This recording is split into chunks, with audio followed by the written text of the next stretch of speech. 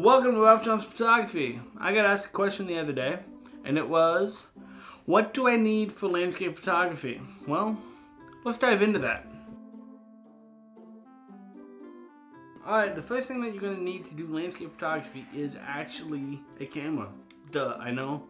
But you would not believe how many people are like, alright, start from the very beginning, what do I need? Okay.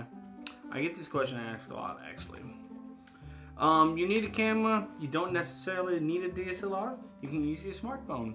Or you can use a GoPro if you want to. Matter of fact, if you want a really wide angle, use a GoPro. It works great. Okay? Although I would mainly take video with the GoPro instead of a photo, but you can use a GoPro.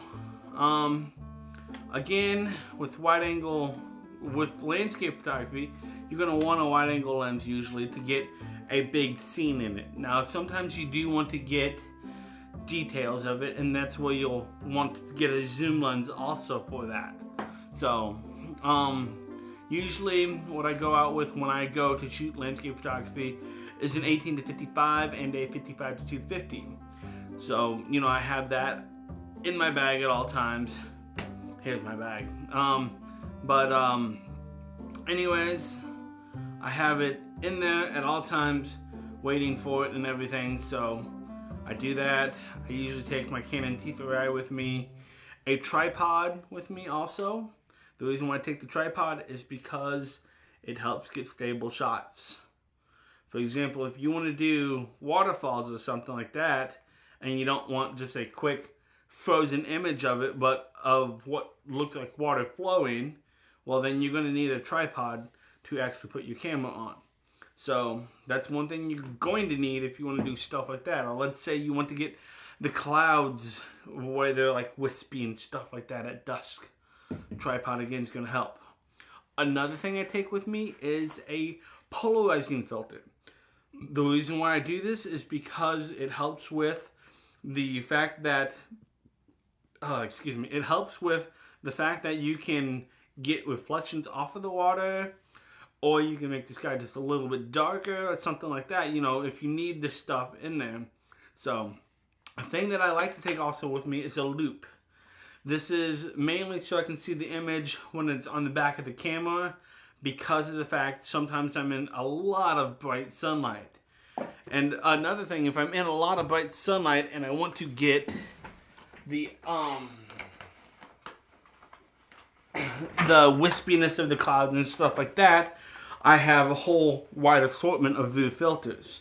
VU filters are really good filters in my opinion. I've been using them for probably about a year now, and they're so much better than my other ones that I used to have. Oh man, it's like a night and day difference. Matter of fact, if you want to, go to VU's website, which is vu.com, or just type in VU and it'll come up on Google, and then when you check out on VU's website, type in code RJP and they'll give you a discount off of that. And that's good at least till the end of the year. I'm going to get them to extend that probably longer, so go ahead and check out VU. And really, I can't say enough good things about VU, and I love their filters. So anyways, what I usually do if I want to get the wispiness of the clouds on a very bright sunny day or something, I'll pull out my 10-stop neutral density filter and then put that on my camera and take the shot with that on it to get the wispiness of them clouds. A thing that I also usually do in the camera itself is I set a high aperture. And the reason why I set it high, I usually set it just about as high as it can go, maybe 1 or 2 steps down.